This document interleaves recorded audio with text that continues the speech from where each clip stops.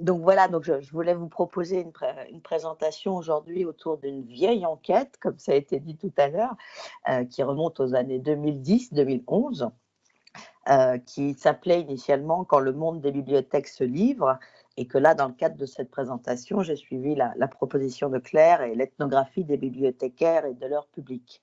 Alors, avant de commencer, je voudrais déjà partir de deux anecdotes qui resituent ce terrain-là.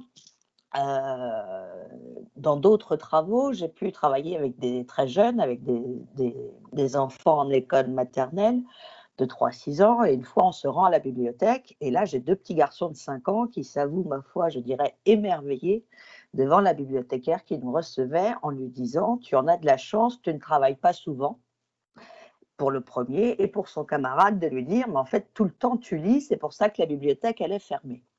Ce qui pourrait être mignon, je dirais, en termes d'anecdotes qu'on prêterait à des enfants, finalement, je me suis rendu compte que lors d'une réunion dans une municipalité, en région, une grosse municipalité, à peu près 200 000 habitants, mais finalement, j'ai entendu la même chose de la part de différents chefs de service qui s'adressaient à la directrice conservatrice de la bibliothèque, de la médiathèque et du réseau public de lecture en lui disant « Entre deux lectures, est-ce que vous fermez ?»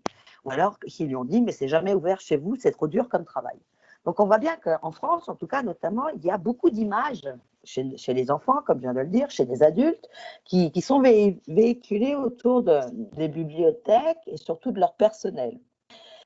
Beaucoup d'images qu'on pourrait aussi appeler fantasmes, stéréotypes, caricatures, mais qui à la fois en même temps attestent certes d'une méconnaissance des activités qui sont menées au sein des bibliothèques, en même temps il prouve aussi que cet univers-là fait partie d'un inconscient collectif puisque beaucoup de représentations lui sont accolées. Finalement, je dirais, on a assez peu de stéréotypes sur le boulanger, il y en a sans doute, mais c'est assez peu partagé, alors que sur la bibliothèque, si vous interrogez n'importe qui dans la rue, tout de suite, il y a certaines images qui vont venir.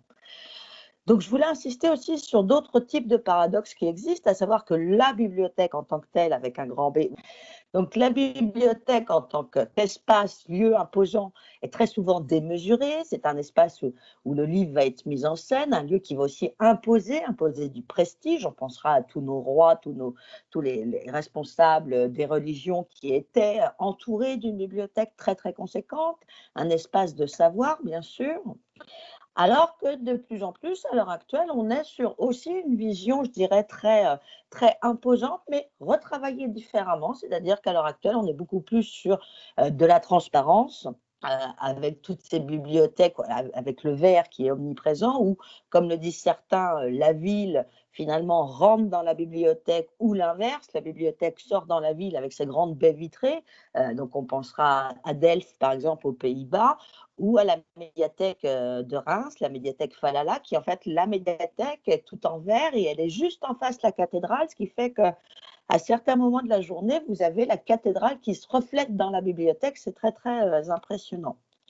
Autre paradoxe, finalement, pour nous, une bibliothèque, ou dans l'imaginaire collectif, on va dire, une bibliothèque, ce sont des livres. Ce sont des vieux livres, des incunables, ce sont des collections patrimoniales, ce sont des livres au mètre linéaire. Alors qu'en fait, de plus en plus, et depuis plusieurs années, décennies, on se rend compte qu'une bibliothèque, ben finalement, ça va être de la musique, ça va être des formats même qui n'existent pas physiquement dans la bibliothèque, mais qui sont uniquement numériques. On se rend compte aussi que dans les bibliothèques, médiathèques, avant, je dirais, l'image du travail sérieux, assis, silencieux, était omniprésente. De plus en plus, on trouve des sections jeunesse avec des enfants, des sections jeunesse avec des parkings à poussettes, par exemple, c'est assez intéressant. On trouve aussi de plus en plus de tablettes ou de postes de télévision avec des fauteuils pour s'asseoir, pour regarder de la musique, ou regarder un film. Et on a aussi de plus en plus de consoles et de jeux vidéo. Tout ça aussi dans un esprit, je dirais, de créer des espaces de détente. La bibliothèque Troisième Leu, et notamment en 2010, dans le contexte où j'ai préparé cette enquête, c'était un sujet un peu, je dirais, sexy, un peu porteur. La bibliothèque Troisième Lieu, voilà, était assez forte. Autre paradoxe, avant, quand on cherchait un livre dans des petits casiers avec une petite fiche qui était remplie à la main. euh, cartonné, rangé, bien rangé d'ailleurs. Quand on cherchait le livre, la cote était indiquée en bas du livre. Et il y avait tout un système de référence pour aller, quand vous étiez physiquement à la bibliothèque, pour vous rendre, la cote d'Eway, pour vous rendre dans ces allées interminables où étaient classés vos livres, alors que de plus en plus, vos livres, ou tous les supports que vous voulez consulter, vous les trouvez en ligne. En ligne, bien sûr, sur les catalogues des bibliothèques, catalogues de votre bibliothèque, de bibliothèques qui partagent entre elles. On pensera aussi, par exemple, au catalogue de la BU, de plus en plus. On a aussi des portails à l'heure actuelle qui nous proposent autre chose que des livres. On pensera par exemple à Gallica avec la BNF. Et puis aussi toutes ces bibliothèques, ces grandes bibliothèques, petites et grandes, je dirais, elles sont aussi sur tous les réseaux sociaux. Donc, voilà, on a par exemple le Facebook de la BPI ou des choses comme ça. Donc autant, je dirais, dans l'imaginaire collectif, le lieu patrimonial et culturel qu'est la bibliothèque jouit d'une aura positive, d'une image qui est très bénéfique. À l'inverse, ces personnels, eux, sont très très fréquemment caricaturés. On va nous présenter, alors là je dirais quand on va nous présenter, c'est la littérature, ce sont les tableaux, ce sont tous les arts qui, mis en scène, nous apportent une image de ce que serait le bibliothécaire. Généralement, c'est un érudit un peu austère, voire un savant fou. Ce sont des gens généralement qui n'aiment pas le bruit, hein, on y reviendra par la suite. Ce sont des gens qui lisent toute la journée, donc sous-entendu qui ne travaillent pas, des gens un peu spéciaux d'ailleurs. Hein. Ce sont aussi des représentants d'une culture lettrée, d'une culture élitiste. De petits exemples. Toujours sur cette idée d'imaginaire collectif, le bibliothécaire, les trois quarts du temps, est une bibliothécaire. Hein, donc, quelque part, on pourrait crier avec force, mais où sont les hommes? En tout cas, à cette époque-là, il y a encore une dizaine d'années. Et cette surreprésentation féminine nous amène à des traits récurrents dans la représentation, en tout cas, de ces femmes, à travers les publicités, à travers des campagnes de publicité, d'ailleurs, des bibliothèques elles-mêmes, où on voit des femmes qui sont généralement d'un certain âge, avec un chignon, avec des lunettes, avec des vêtements qui sont je dirais, peu à la mode. Hein. Vous verrez sur les slides, il y en a qui ont des très jolies blouses, voilà. Et puis des femmes qui vivent qu'entre elles. Donc quelque part, c'est un petit peu louche. Et on verra d'ailleurs. Merci beaucoup. On verra d'ailleurs que même pour les enfants, voilà, là vous avez une description Lego d'une bibliothécaire.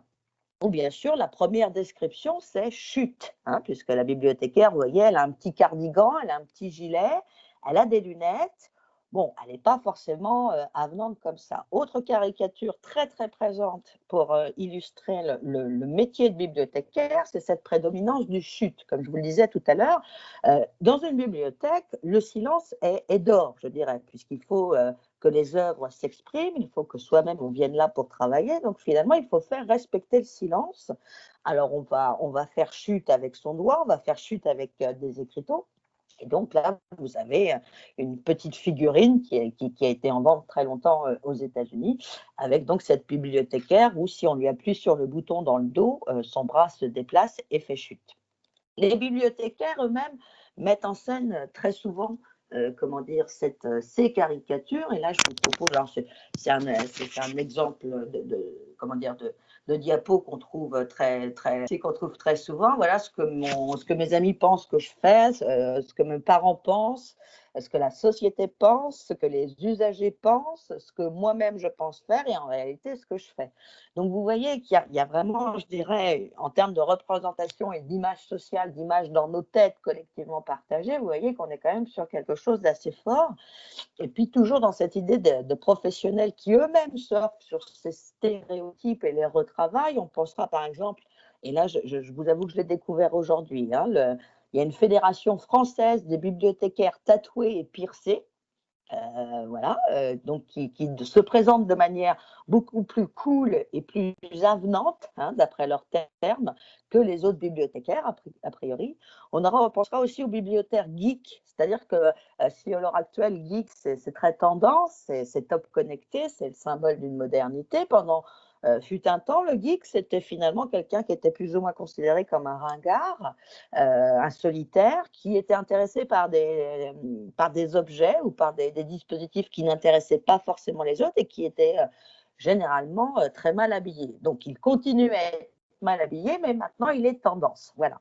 Enfin, autre, je dirais, stéréotype, alors là, pareil, pour le coup, je ne suis pas allée au bout du terrain sur cet aspect-là, mais effectivement, la bibliothécaire très sexy, la bibliothécaire cochonne, finalement, si vous tapez ça sur un moteur de recherche, vous allez vous rendre compte que c'est très porteur et qu'il y a pléthore d'images qui vont tout de suite apparaître. Et de sources sûres, on m'a dit, puisque moi je ne l'ai pas vérifié, que c'était même une catégorie sur Pornhub.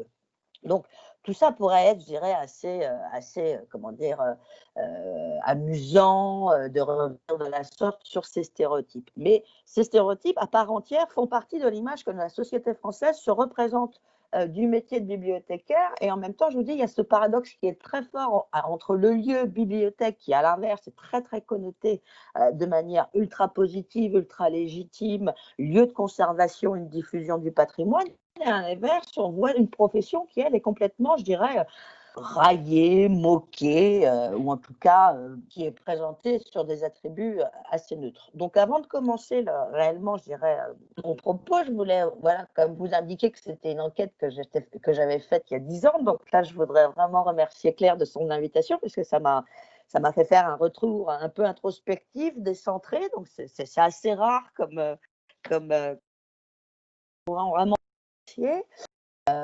Effectivement, comme il a dit, c'est une enquête qui date un peu, mais je suis à peu près persuadée que les traits ou les tendances observées se sont sans doute amplifiés, mais pour partie étaient déjà présents ou présentes.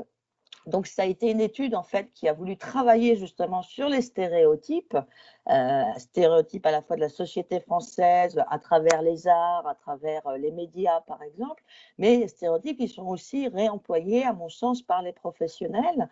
Donc ça, il y avait toute une partie de l'étude qui était sur ça. Et ensuite, il y a eu une immersion, comme tout à l'heure, on disait pour Yael, qui a vécu avec ses collègues conservateurs, par rapport à tout son terrain. Moi aussi, j'ai travaillé donc avec les bibliothécaires pendant 4 mois. Donc pendant 3 mois, j'ai eu un statut de stagiaire. Où j'ai été invitée à aller suivre, voilà. Et par la suite, par contre, je suis revenue à un statut un peu plus chercheur en tant que tel. J'ai donc dû mener des entretiens avec les personnels, à la fois individuels et en groupe. J'ai même été, alors là, ce n'était pas forcément une obligation de l'enquête, mais j'ai logé sur place, c'est-à-dire que la bibliothèque patrimoniale avait un petit studio. Donc, tous les soirs, à 19h, avec les alarmes branchées, j'avais 15 mètres carrés qui m'étaient dévolus. Donc, voilà, c'était la première fois que je vivais aussi intensément que ça un travail de terrain. L'idée aujourd'hui, c'est vraiment de faire ce que les maîtres nous ont appris, c'est-à-dire un peu de vous présenter une arrière-cuisine où j'aime beaucoup cette image de Bruno Latour, de cette idée de la mouche sur le mur, c'est-à-dire un peu expliquer ce que fait un ethnologue quand il regarde des professionnels qui travaillent. Alors toujours pour revenir sur cette étude, elle n'est pas née comme ça non plus par hasard, hein. De par mon cursus en supérieur, je dirais, j'avais toujours travaillé peu ou prou autour des pratiques de lecture du livre, tout d'abord avec un mémoire sur les situations d'illettrisme, ensuite avec un doctorat sur les pratiques des grands lecteurs, où j'avais fait beaucoup d'observations en librairie et en bibliothèque. J'ai bénéficié aussi d'un poste d'ATER pendant 1 an à l'ENSIB, qui est quand même la maison, on va dire, maison mère, bibliothécaire et conservateur en France. Et j'avais aussi fait une enquête sur les 3-6 ans et les pratiques de lecture. Donc j'avais tout un faisceau d'images, je dirais, autour de ce monde-là, sans forcément le connaître bien. Et encore moins, je dirais, je connaissais encore moins ce qu'était l'anthropologie ou la sociologie professionnelle. Et puis, dans le cadre d'un appel à projet, hein, comme c'est souvent le cas quand on est, à l'époque, en tout cas, jeune docteur et qu'on cherche à manger, voilà, on répond à des appels à projet. Et en ce temps-là merveilleux des années 2010, on avait ce qu'on appelait la mission à l'ethnologie, ministère de la Culture. Et là, je voudrais faire une petite dédicace à Christian Autain, qui en a été le responsable, et qui donc avait avait travaillé sur une commande autour d'une thématique qui, à l'époque, était peu traitée, celle des métiers du patrimoine, mais sous un angle ethnologique. Donc, l'idée était vraiment de saisir les mutations des pratiques professionnelles que connaissaient alors les acteurs du patrimoine. Donc, il y a eu aussi des conservateurs qui ont été enquêtés de souvenirs. Je crois qu'il y avait aussi des gardiens de musées qui ont dû être enquêtés. Enfin, il y avait différentes enquêtes qui ont été lancées sur le même appel à projet. Donc, pour moi, il a été question d'obtenir le point de vue des agents bibliothécaires sur leur propre métier et d'observer leur quotidien, mais un quotidien qui est très souvent méconnu. Le contexte aussi, c'est qu'il parlait énormément de mutations profondes de nouveaux métiers, donc on s'était demandé s'il y avait une urgence à enquêter éventuellement.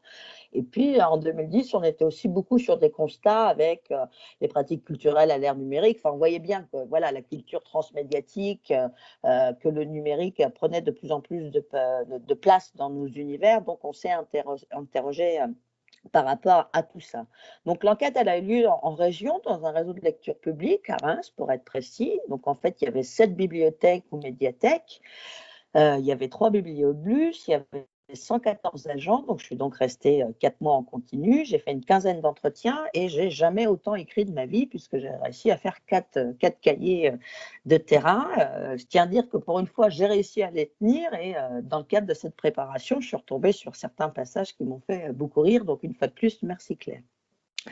Donc, moi, j'étais vraiment partie dans l'idée de vous présenter un peu les dispositifs déployés pour l'observation. Donc, en fait, j'étais affectée à tous les services qui ont bien voulu m'accueillir. Donc, en fait, j'ai fait section jeunesse, j'ai fait littérature, j'ai fait DVD, j'ai fait musique en interne, donc ce qu'on appelait la maison mère, c'est-à-dire la médiathèque centrale de Falala, mais également à la bibliothèque patrimoniale, Carnegie. J'ai fait une tournée avec le bibliobus et puis je suis allée dans les annexes qui étaient situées dans les quartiers.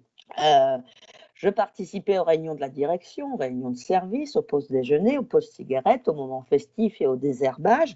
Donc finalement, je me suis mise un petit peu, de façon bien modeste, dans la peau d'une bibliothécaire.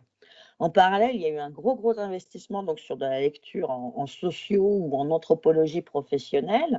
Alors, sur le monde des bibliothèques, l'un des intérêts, c'est que c'est un monde qui parle de lui de façon très fréquente. Donc, en fait, c'est à ce moment-là que j'ai occupé mes soirées à lire des mémoires de l'ENSIB, à lire le BBF, qui très souvent, je dirais tous les 3-4 ans, refait un numéro spécial. Le BBF, c'est le bulletin des bibliothèques de France, voilà, qui tous les 3-4 ans, je dirais, en tout cas à l'époque, refaisait un numéro spécial thématique sur quel est notre métier, voilà. Et puis j'ai aussi j'ai eu aussi pour approche de regarder la sociologie professionnelle d'autres métiers pour justement essayer de pouvoir prendre des combines, des petites astuces pour faire réellement le travail. Donc, on retiendra notamment qu'à cette époque-là, en tout cas, il y en avait, les travaux que moi j'ai trouvés étaient beaucoup orientés sur des métiers de service public finalement.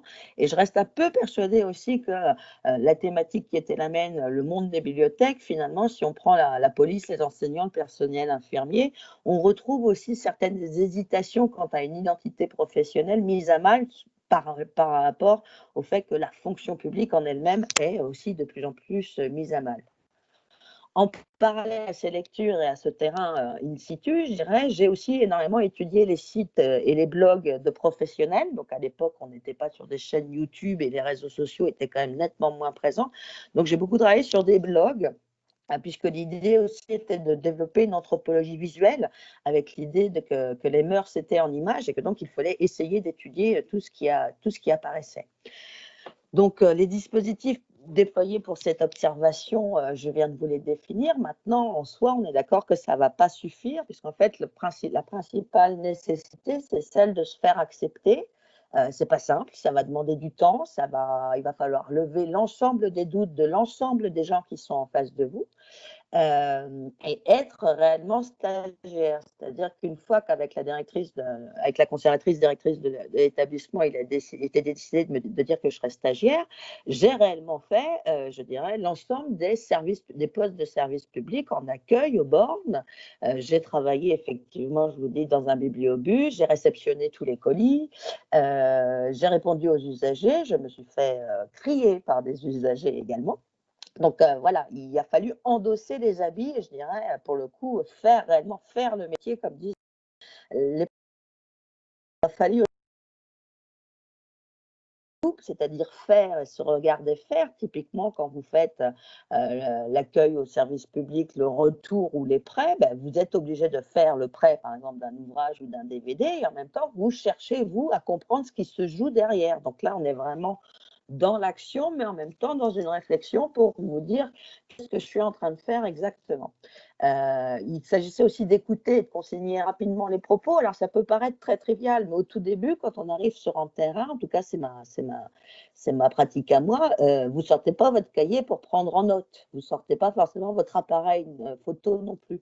Donc là, typiquement, j'allais assez régulièrement aux toilettes, soit pour écrire vite fait sur mon carnet, ou éventuellement me faire des post-it. Donc, c'est une étude qui a été beaucoup conduite grâce aux post-it. J'en avais partout. Et puis, il fallait regarder partout, regarder tout le temps, regarder les interactions aussi, c'est-à-dire celles où moi j'y étais, où moi j'étais présente, j'étais éventuellement actrice. J'observais aussi beaucoup tout ce qui se passait autour. Donc, je veux dire que ça a été un terrain avec une intention qui était très forte, et ce terrain-là était réellement intense en tant que tel. Après, il y avait aussi cette notion d'évolution dans le temps, et je trouve que c'est peut-être aussi un point commun avec les deux présentations qui ont été faites avec moi. Les tout débuts d'un terrain, c'est jamais simple. Et puis, au fur et à mesure des jours, des mois que vous passez avec le public qui était, finalement, il y a aussi donc proximité qui va vous aider dans le fait qu'on va répondre à vos questions. Et puis j'ai aussi remarqué ça, que plus vous restez présent, plus finalement les personnes vont d'elles-mêmes finalement par la suite aborder des sujets avec vous. C'est-à-dire qu'elles-mêmes, elles vont se mettre à réfléchir ou à se poser des questions sur ce qu'elles font.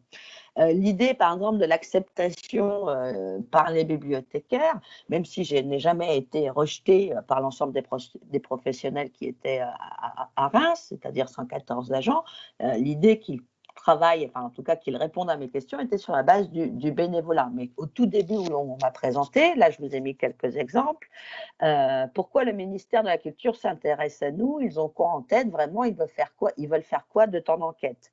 Mais pour qui tu travailles? C'est la mairie qui subventionne ton enquête, ils veulent savoir comment on travaille. Tu travailles pour la médecine du travail, tu es psy ou ergonome, on va avoir du changement après ton rapport. Donc, toutes ces questions-là, quand même, vous montrent bien que même si on balise au maximum une arrivée, même si on est soi-même souriant et, je dirais, disposé à aller vers l'autre, finalement, et ça se comprend très bien, on est tous dans des situations où quand un inconnu arrive en vous disant « je vais regarder ce que tu fais », ce n'est pas une situation qui est normale. Donc, en tout cas, à Reims, quand moi j'y suis allée, il y avait vraiment la peur d'un audit, puisqu'il y avait un réel audit qui se passait sur le bibliobus, voilà, avec un cabinet d'experts parisiens. Donc, effectivement, mon arrivée, un peu de façon concomitante, a pu créer certains doutes chez certains personnels. D'autres ont manifesté un intérêt à jouer le jeu, à me montrer leur métier ou à répondre à mes questions en pensant que derrière, j'allais faire des préconisations pour améliorer le travail, ce qui n'est absolument pas mon rôle. Et puis, je dirais, de manière plus générale, je pense que les bibliothécaires ou le monde des bibliothèques est relativement habitué à être enquêté. Ils ont souvent des stagiaires bibliothécaires, conservateurs. Donc finalement, c'est pas quelque chose, c'est pas un monde qui est hermétique à l'idée même de la présence d'autrui, un autrui qui est quand même inconnu. Autre exemple, même si j'ai été stagiaire pendant 2 mois, à un moment, il a fallu que je reprenne réellement les outils de l'ethnologue ou du sociologue. Je leur ai proposé des typifications de mots, rendez-vous, on a réservé une salle et puis ils ne savaient pas trop, j'ai apporté le petit déjeuner et donc on est parti sur 3 mots pour définir le métier de bibliothécaire. On a fait pareil sur 3 mots pour définir la bibliothèque et puis voilà, de fil en aiguille, on a repris ces mots, on les a travaillés avec eux. Donc là, vous voyez, il y a des choses qui apparaissent beaucoup plus pour moi, renseigner ce qu'est le métier de bibliothécaire selon les agents eux-mêmes. Voilà, donc après, j'ai fait des catégories, des mots en lien avec les rôles de professionnels, au corps même du métier, avec des qualités professionnelles. Un mot mystérieux, puisque pour une personne, le bibliothécaire était amoureux. Moi, j'ai trouvé ça très, très joli, mais enfin voilà. Et par exemple, vous voyez, on a déjà pu, à travers ces focus group, voir qu'effectivement, le métier de bibliothécaire passait avant tout comme un rôle de passeur, de médiateur, comme un rôle axé sur la médiation ou un relais de la culture. Dans ces réponses-là qui étaient automatiques, je dirais l'association libre, c'est tu as 2-3 secondes, donne-moi les mots qui arrivent dans ta tête. On voyait qu'en fait, il n'y avait pas fait mention du tout des publics ni des documents. Parfois, on évoquait les nouvelles technologies. Donc, vous voyez, par moment, j'étais stagiaire, par moment, j'étais celle qui venait de Paris pour poser des questions. Mais voilà, c'était des choses assez variées et à chaque fois, il fallait jouer avec ces différentes identités. J'ai moi aussi repris une des questions qui nous avait été posée, à savoir si étudier un groupe professionnel correspondait peu ou prou ou de façon lointaine à étudier une population exotique. Moi, personnellement, je suis anthropologue du proche, du contemporain. Je n'ai jamais fait d'exotisme, même si j'ai lu tous ces classiques du temps béni où j'étais à l'EHESS. Moi, il y en a vraiment un qui m'a marqué. Et là, ce n'est pas l'EHESS que je l'ai lu, c'est Street Corner Society de William Footwhite, où voilà, c'est aussi une des premières enquêtes en sociaux, pour le coup, où l'auteur est allé vivre dans des quartiers noirs américains de Chicago, de souvenir, et où il parle aussi de présent de référence, c'est-à-dire en étant inscrit dans la vie des individus qu'il observait, il pouvait penser qu'il aurait un accès. Donc voilà, l'idée d'avoir un œil, entre guillemets, bien sûr, qui est pensé comme vierge, avec toute l'impossibilité que cela représente. Pareil, j'ai fait des études en IEP, donc la neutralité axiologique était un gros mot, mais voilà, c'était quand même une complication. Donc finalement, pour moi, le fait de ne pas connaître cette profession, de la côtoyer in situ, ça a été une découverte où l'obligation pour moi était d'ouvrir grand les yeux et les oreilles. J'ai aussi découvert en faisant le travail qu'en fait finalement il ne fallait pas ouvrir les yeux et les oreilles, il fallait aussi énormément y mettre les mains, puisque bibliothécaire pour moi, avant toute chose, c'est un métier physique. Et on y reviendra tout à l'heure. Donc je vous ai dit tout à l'heure que j'étais partie d'une interrogation sur les stéréotypes autour des bibliothécaires. Donc voilà, j'ai travaillé avec ces images, voilà, en idée aussi qu'il y avait beaucoup de poncifs, beaucoup de discours, et donc comment la profession se les réappropriait par elle-même. Donc partager le quotidien, être stagiaire avec eux, ça voulait dire observer, consigner, demander des explications, et puis l'air de rien, ça paraît bête, mais en faisant soi-même, on apprend, on intériorise des impressions, et ça permet aussi de relancer des discussions par la suite avec les autres. Tout à l'heure, on parlait de rituels, de totems ou de chamanisme. Voilà, dans cette immersion, finalement, j'ai identifié assez rapidement des objets importants, soit des situations qui pouvaient faire sens pour l'ensemble des bibliothécaires sans même qu'on en parle. Typiquement, avant l'ouverture des portes au public, là, il y a une espèce, je dirais, de chorégraphie collective où on va cacher les bouteilles d'eau ou les cafés, on va aller aux toilettes 5 minutes avant parce que sinon on va être bloqué, on ne pourra plus y aller. Je parle par exemple de la valse des chariots entre le rez-de-chaussée où on réceptionne les ouvrages et puis après le fait de les envoyer dans les étages pour qu'ils soient re-rangés de nouveau. Il y a des appels téléphoniques, on va pousser le chariot. Le chariot est vraiment un objet qui, pour moi, mériterait une thèse. Moi, j'en suis à peu près persuadée. On a aussi le badge. Alors là, ça paraît très, très bête, mais la première journée que j'ai passée en bibliothèque, en tout cas sur ce terrain-là, j'ai déjà commencé par être enfermée 2 heures au fin fond du 2e sous-sol, puisque je n'avais pas de badge. Donc voilà, une bibliothèque, ça paraît très, très bête, mais une bibliothèque, tout est fermé dans une bibliothèque, puisque seuls les personnels y ont accès. Du coup, pour avoir un badge, soit on a un petit pendentif, mais plus souvent les personnels avaient une pochette autour du cou avec ce fameux badge et puis quelques affaires, des lunettes, un crayon, des choses comme ça.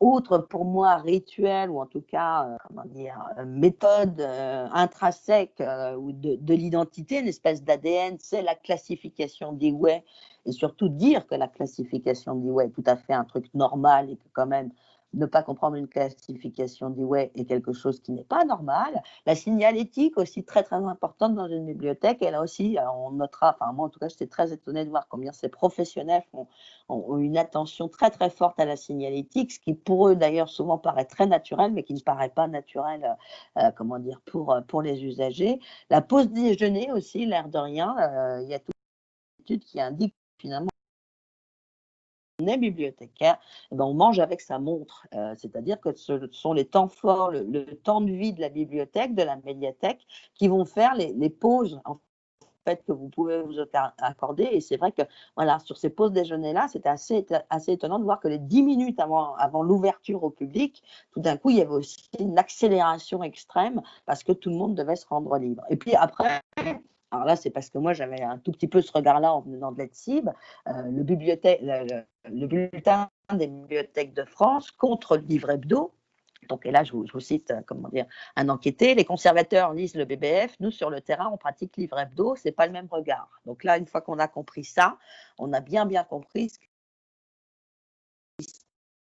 en tant que tel. Donc finalement, c'est vrai que j'ai pris cet exemple sur la pause déjeuner avec une proposition que j'avais faite de note de terrain, mais c'est vrai que le bibliothécaire donc, mange avec une montre et il est réellement soumis au rythme de l'établissement et de l'accueil des usagers.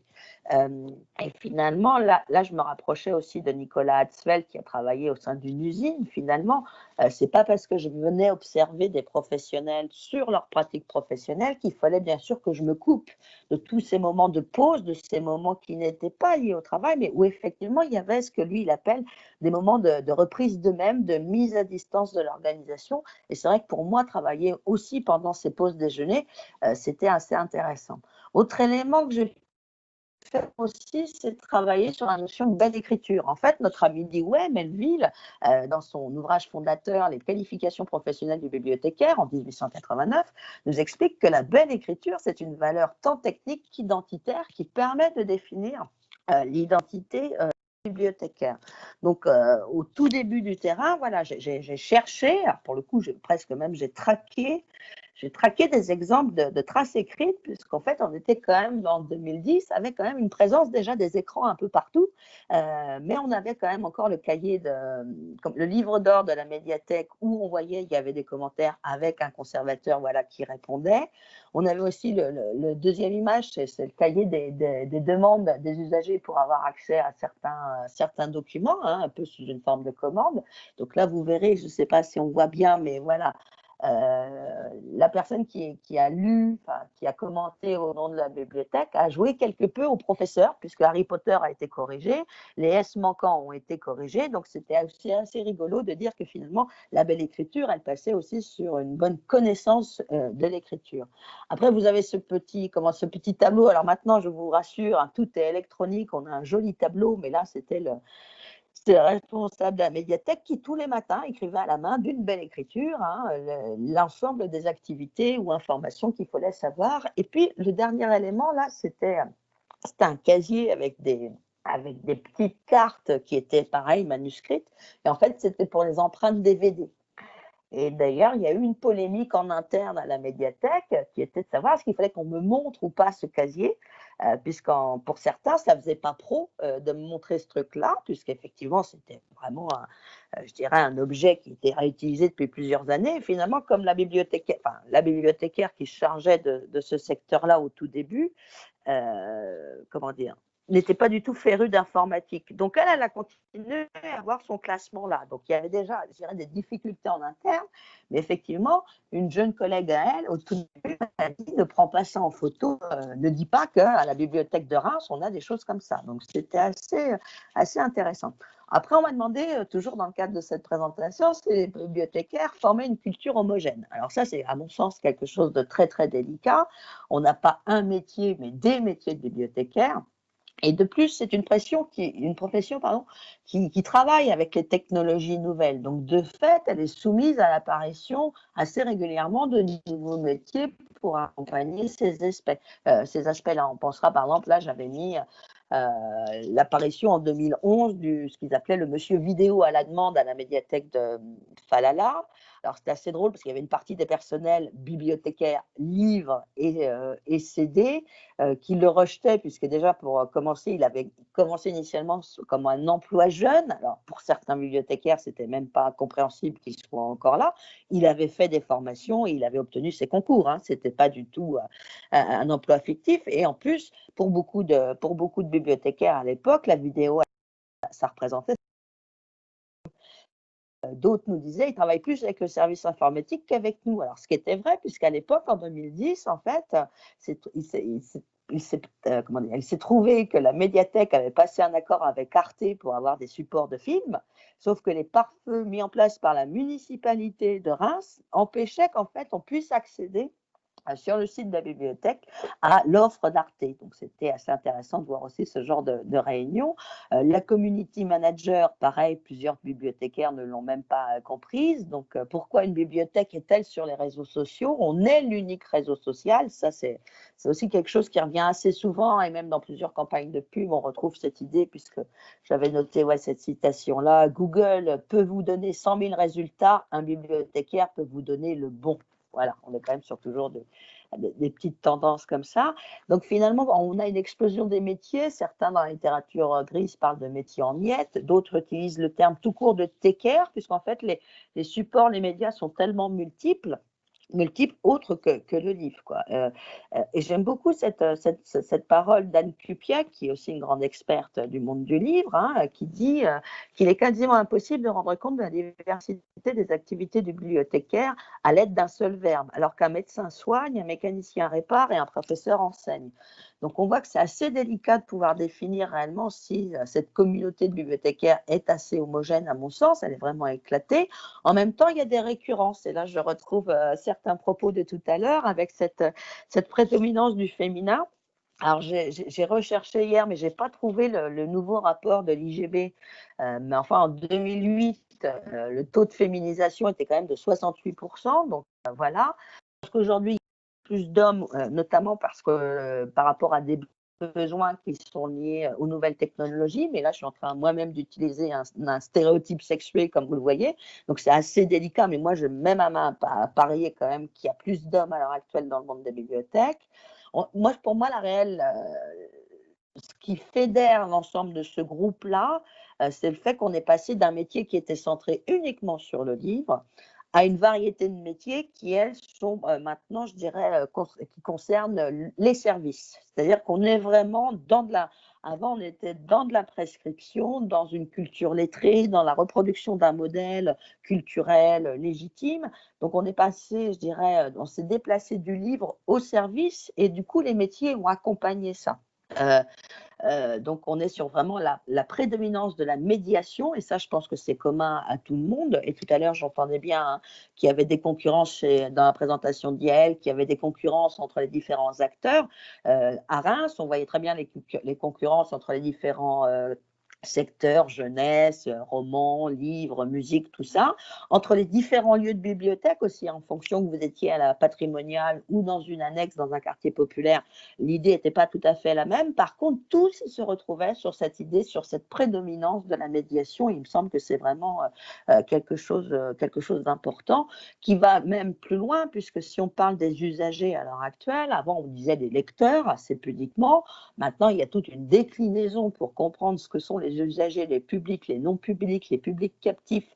Certains vont même jusqu'à parler de clients. Yves Alix, pareil, grande figure du monde des bibliothèques en France, voilà, n'avait pas peur, en tout cas, fut un temps de parler de clients. Un paradoxe qui est intrinsèque et à mon avis peu débattu ou peu présenté dans cette profession, c'est ce que je vous disais tout à l'heure, à savoir que c'est un métier qui est pensé comme intellectuel, au contact des savoirs, toujours cette prédominance du livre, ou en tout cas de la connaissance, si on va plus loin à l'heure actuelle, mais à l'inverse, un métier qui est qui est déjà principalement physique.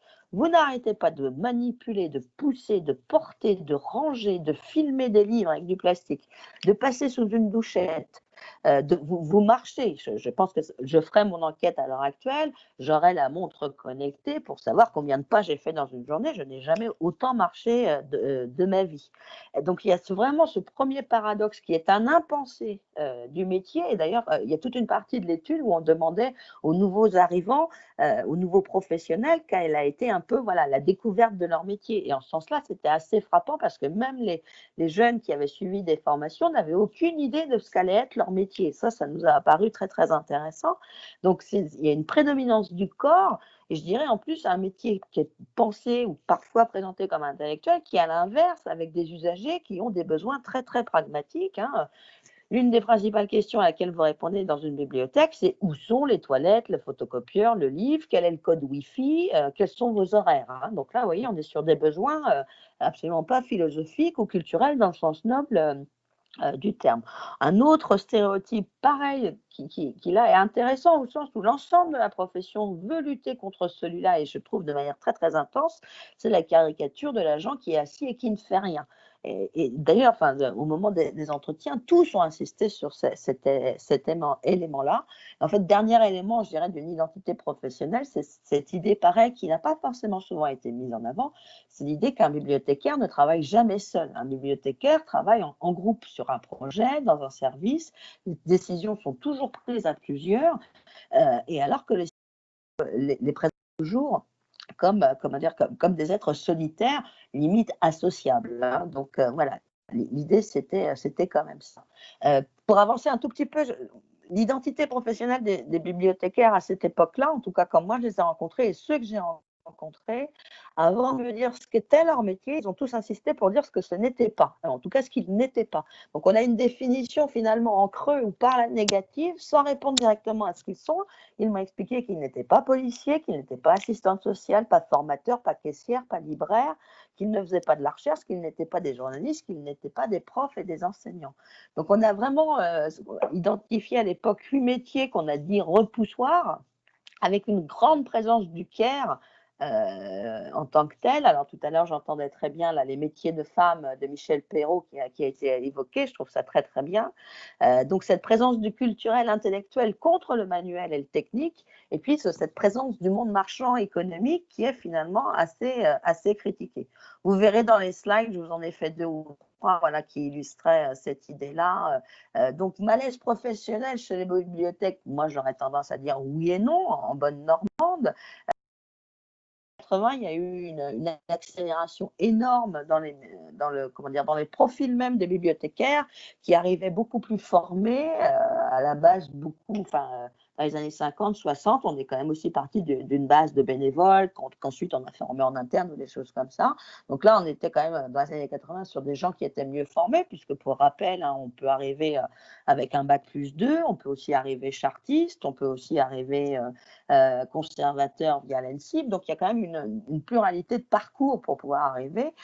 Donc on avait des personnels qui étaient mieux formés, moins militants aussi, puisque pendant très longtemps, la lecture publique en France a été aussi un acte de militance, hein, un petit peu comme l'enseignement. Et c'est vrai qu'en ce sens-là, c'est assez étonnant de voir chez les plus jeunes, et ça c'était un des aspects qu'on a étudié, la militance pour le service public ou pour la lecture publique n'est plus forcément là.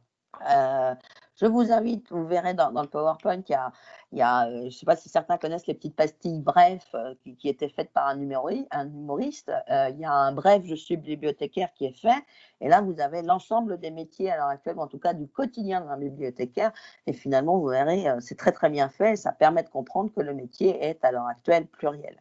Donc on constate qu'il y a eu une adaptation aux nouveaux usagers, une adaptation aux nouvelles technologies. Et pourtant, on nous parle d'un métier d'avant, d'un public d'avant, et je pense que c'est peut-être là la plus grande des difficultés à l'heure actuelle pour les bibliothécaires. Pour certains en tout cas, ça déstabilise certains bibliothécaires de voir le public à l'heure actuelle qui vient chez eux, c'est-à-dire un public qui n'est pas forcément demandeur de l'offre culturelle qu'ils peuvent avoir, puisque pour beaucoup, par exemple, et même à la médiathèque Falala, pour beaucoup, par exemple, c'était des étudiants qui venaient pour être au chaud, ou des lycéens qui venaient pour être au chaud avec leurs documents à eux et parce qu'il y avait un Wi-Fi. Donc voilà, vous voyez, l'offre de la bibliothèque en elle-même, elle n'était pas forcément utilisée. Autre type de public que les bibliothèques ont de plus en plus, hélas, c'est les personnes SDF, voilà, qui l'hiver généralement viennent regarder des films, écouter de la musique. Donc là, une fois de plus, dans toute cette vision négative de on n'est pas assistante sociale ou des choses comme ça, là aussi, on voyait que finalement, le vrai métier, celui d'avant, revient souvent. Et tant que l'autre sur l'identité professionnelle nous expliquait que ce sont souvent des idéologies en fait qui sont défensives du métier, qui permettent d'affirmer en même temps je dirais comment dire, qui permettent d'affirmer un désir de métier. C'est parce qu'ils aiment leur métier de bibliothécaire qu'ils cherchent ainsi à le défendre. C'est pour ça aussi qu'on a beaucoup le mythe de la vocation. hein, quand on a fait les enquêtes individuelles avec chacun en reprenant leur parcours. Pour tout ce qui était au-delà de 40 ans, les personnels qui avaient plus de 40 ans, on était sur réellement un mythe de la vocation. J'ai toujours voulu faire ça, j'ai toujours aimé les livres. Sur des beaucoup plus jeunes, cette vocation-là, elle n'est absolument pas là, enfin, en tout cas nettement moins, elle teinte nettement moins leurs propos. Ils sont sur des missions de service public, mais nettement moins sur une idée, je dirais, de faire découvrir la culture, comment dire, aux différentes sortes de publics. Et puis, on est quand même une défense du métier face aussi, et c'est dommage, hein, à la politique du chiffre. Hein. Moi, quand j'ai fait ça, on était quand même aussi sur une vision du service public, et c'est en ce sens-là que je vous dis, on retrouve aussi finalement un discours qui est latent chez beaucoup de fonctionnaires. Je pense aux travaux sur l'identité des policiers, des infirmières, des enseignants. On était aussi sur des baisses de budget, des baisses de postes et puis des besoins de plus en plus, puisque la bibliothèque n'est pas seulement un seul lieu patrimonial à l'heure actuelle. Hein. Elle doit lutter contre les inégalités, elle doit former, elle doit aider dans la recherche d'emploi. Enfin voilà, la bibliothèque à l'heure actuelle, on lui demande d'assumer, un petit peu comme l'école peut-être, on lui demande d'assumer des fonctions qui ne sont peut-être pas tout à fait les siennes. Et enfin, juste pour terminer, je voudrais juste dire que des fois, une enquête ethnologique, enfin, une enquête de terrain tient à peu de choses. Le premier jour de mon terrain est sortie une campagne publicitaire sur vaincre l'autisme. Et en fait, c'était Katia, on nous présentait Katia en photo, voilà. Voilà, Katia est autiste, elle a la chance de faire de sa passion pour les livres son métier. Donc en fait, cette campagne est sortie mon premier jour. Et en fait, c'était assez intéressant parce que j'ai eu une espèce de baptême de feu, c'est-à-dire que j'ai eu pléthore de bibliothécaires qui naturellement sont venus me parler en me disant mais qu'est-ce que c'est que ça? Comment ça? Une fois de plus, on est présenté comme des autistes, comme des gens qui n'aiment pas les autres, alors que justement, c'est le cœur de notre métier. Donc, je dirais que par rapport aux deux premières présentations que j'ai eu la chance d'écouter là, c'est vrai que moi, ma présentation fait peu de place finalement à l'objet, au livre, au CD, à la bande dessinée, à une carte, à une partition. Mais c'est vrai que pour moi, l'identité professionnelle, en tout cas moi telle que je l'ai observée, elle passe réellement sur ce rôle de médiation. Donc c'est peut-être pour ça que l'objet finalement, le support de culture finalement, était moins mis en avant et vraiment la médiation, le fait de rendre accessible la culture, ou en tout cas toutes sortes, parce que dans une bibliothèque, il n'y a pas que de la culture, il y a des infos pratiques, il y a énormément de choses. C'est peut-être pour ça aussi que ça se distinguait par rapport aux deux autres collègues qui ont parlé très très bien d'enquêtes de terrain en cours sur des objets patrimoniaux peut-être un peu plus déterminés. Voilà, je vous remercie. Merci beaucoup. Et encore merci pour vous pour ce retour sur une enquête. Pour une vieille ethnologue comme moi, c'est vraiment agréable. Merci beaucoup.